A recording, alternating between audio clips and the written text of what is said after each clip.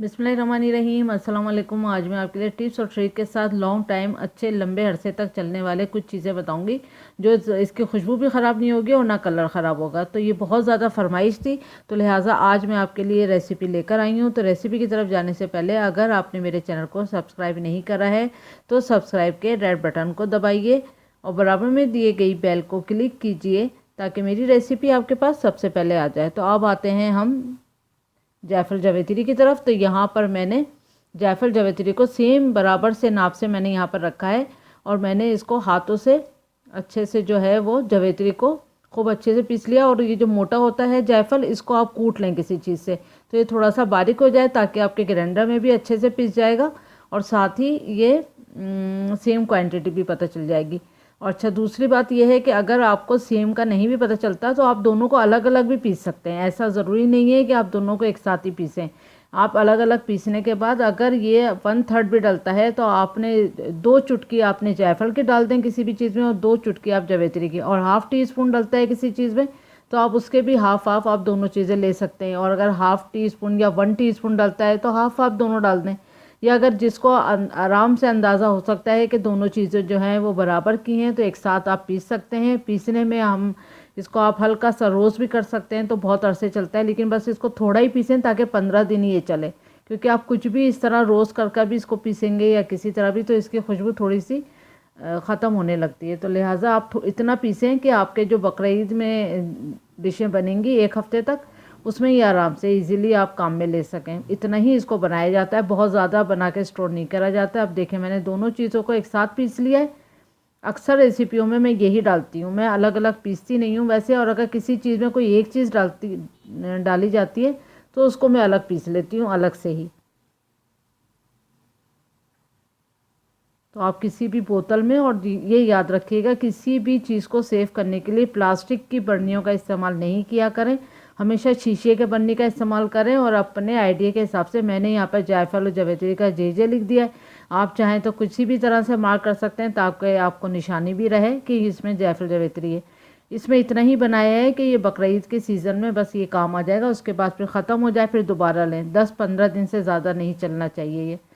इसी तरह लहसुन अदरक का पेस्ट है। किसी ने कहा था कि आपका लहसुन अदरक कितने अरसे से मैं रेसिपियाँ देख रही हूँ आपके लहसुन अदरक का कलर चेंज नहीं होता। तो वैसे तो बात यह है कि मैं अक्सर ही जो है वो फ्रेश डालती हूँ, पीस के नहीं रखती। लेकिन ईद हो, बकरीद हो या फिर कोई बड़ी दावत करने वाली हूँ तो उसमें मैं पीस के रखती हूँ। तो इन दोनों चीज़ों को अलग अलग पीस के रखती हूँ, क्योंकि किसी में ये लहसुन डलता है खाली, किसी में खाली अदरक डाली जाती है, तो इसलिए मैं इन दोनों को अलग अलग पीसती हूँ, एक साथ नहीं पीसती। एक साथ जब भी पीसती हूँ जब मुझे फ्रेश चाहिए होता है। मैं वैसे सारी रेसिपियों में फ़्रेश ही डालती हूँ, लेकिन अब बकरीद आ रही है तो उसके लिए मैं पीस के रख रही थी तो मैंने सोचा चलें आपको भी मैं ये बताती हूँ। तो यहाँ पर मैंने लहसुन को छील के फिर इसको धोया है और फिर इसको ड्राई कर लें आप पेपर टावल पे रख के, या फिर आपके पास जो किचन टावल होती है उस पर आप ड्राई कर ले रखें, या फ़ैन के नीचे आप रख लें पेपर के ऊपर रख के। ड्राई होना चाहिए, इसमें पानी की एक कतरा भी नहीं होना चाहिए। उसके बाद हमने इसको ग्राइंडर के जार में डाल दिया है, तो ये आप देख सकते हैं।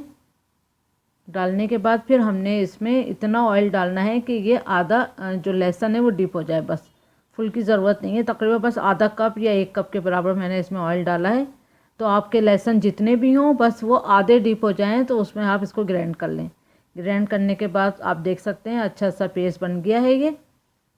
अब इसको भी मैं शीशे के जार में, और शीशे के जार में भी बिल्कुल ड्रॉप पानी नहीं होना चाहिए। आपने इसको वॉश करके अच्छे से इसको ड्राई करना है और फिर आपने इसको ग्राइंड पेस्ट डालना है जो भी हो लहसुन का या अदरक का, क्योंकि इस तरह ये बहुत अच्छा लंबे अरसे चलेगा और इसमें इसकी ना खुशबू ख़त्म होगी और ना इसका कलर ख़राब होगा और फंगस भी बिल्कुल नहीं आएगा, क्योंकि आप इसमें पानी का बिल्कुल एक कतरा नहीं जाना चाहिए। तो ये इस तरह से ज़्यादा अच्छे लंबे अरसे तक, तकरीबन ये अगर आप इस तरह इसको पीस के रखें तो ये 2 महीने भी इसमें कुछ ख़राबी नहीं आएगी, ये इसी तरह रहेगा। अगर आप करके देखें तो आज़मा सकते हैं, 2 महीने तक भी आप इसको इसी तरह इसी कलर इसी खुशबू के साथ चला सकते हैं। सिर्फ ऑयल के साथ ग्राइंड करना है, पानी का एक बूंद भी नहीं जाना। अब देखें अगेन मैंने इसको वॉश करा, वॉश करने के बाद मैंने इसको ड्राई करा है। ड्राई करने के बाद फिर मैं इसमें अदरक डाल रही हूँ, क्योंकि पानी जाएगा तो उसके ख़राब होने का और स्मेल चेंज होने का ख़तरा ज़्यादा होता है। तो सिर्फ ऑयल से पीसेंगे और पानी बिल्कुल नहीं इसमें किसी भी चीज़ में नहीं होना चाहिए। देखें अदरक भी बिल्कुल ड्राई है। अब इसमें फिर मैं ऑयल डालूँगी, इतना ही कि ये आधी अदरक जो है इसमें डिप हो जाए। कुकिंग ऑयल डलेगा, आम सा ऑयल जो है आपका घर में जो यूज़ होता है खानों में। बस इसको भी मैं ग्राइंड करके लेकर आती हूँ बस।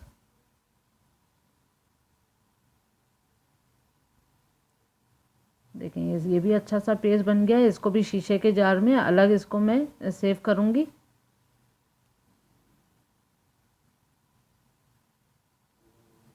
लेकिन रेगुलर यूज़ में मैं हमेशा याद रखें, मैं फ्रेश ही लहसुन अदरक यूज़ करती हूँ और पिसा हुआ नहीं यूज़ करती हूँ। पिसा हुआ मैं सिर्फ ईद बकरीद या कोई बड़ी दावत करनी हो उस टाइम पे मैं इतना स्टोर करके रखती हूँ कि उसमें ही यूज़ हो जाए बस।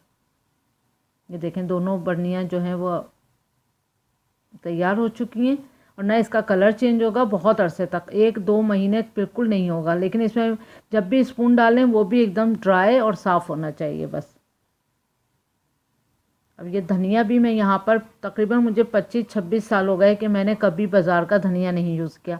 हमेशा मैं ये साबुत धनिया लाती हूँ और साबुत धनिया लाने के बाद फिर हल्का सा मैं इसको भूनती हूँ चूल्हे पे, ताकि हल्की सी जब इसकी खुशबू आना शुरू हो जाती है, कलर नहीं चेंज करना है इसका, मीडियम आंच पे ही हमने इसको भूनना है धनिया को। ये देखें कलर नहीं चेंज करना है। अब इसी तरह से मैं सारा धनिया जो है वो भून लूँगी, लेकिन कलर नहीं, बस हल्की सी खुशबू आई और आपने इसको हटा लेना है। बहुत ज़बरदस्त खुशबू वाला धनिया पाउडर जो है घर में ही यूज़ करना चाहिए, क्योंकि कभी भी इसमें पत्थर है कोई मिट्टी है वो लोग नहीं साफ़ करेंगे, तो लिहाजा ये आपके आंखों देखी चीज़ होगी। तो आप घर में इसको आराम से खुद पीसें और ख़ुद डालें हंडिया में, तो देखें आप सालन का जायका ही कुछ और होता है अगर आप घर में ये चीज़ें बना के और डालें तो। डब्बों का आप धनिया चेक करिएगा और एक बार ये पीस के आप देखिएगा तो आपको खुद आइडिया हो जाएगा कि कौन सा धनिया। बहुत से लोग करते हैं और जो लोग करते हैं वो बहुत अच्छी बात है, और जो नहीं करते उनको करना चाहिए। घर में ही कुछ चीज़ें पीसना चाहिए जो इजीली आप पीस सकते हैं। तो देखें ये आराम से पाउडर जो है तैयार हो गया। इसको हमने ठंडा किया था, ठंडा होने का थोड़ा वेट करें, फिर इसको आप इस तरह पाउडर बना लें। तो मैं पूरा जार जो है इसी तरह, और जब मैं दूसरा बंच इसका रेडी करूँगी लेकिन ढक्कन फ़ौरन लगा दें, क्योंकि इसकी खुशबू जल्दी उड़ेगी। और जब आप खाना बनाएंगे इतने फ्रेश धनिए से, तो आप यकीन जाने कितना ज़बरदस्त उसमें खुशबू आती है। तो इस बकरीद पे आप धनिया भी घर का पिसा यूज़ करें, जो लोग करते हैं वो बहुत अच्छी बात है।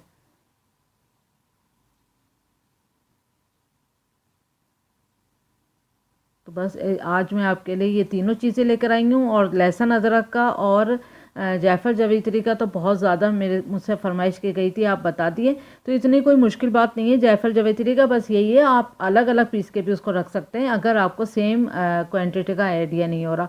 और जब किसी चीज़ जार में आप भरें वो जार हमेशा ड्राई और साफ़ होना चाहिए, बस ये बात का ख्याल रखें। तो उम्मीद करती हूँ आपको पसंद आएगी ये टिप्स और ट्रिक्स, तो दुआओं में याद रखें। Thank you for watching. Allah हाफिज़।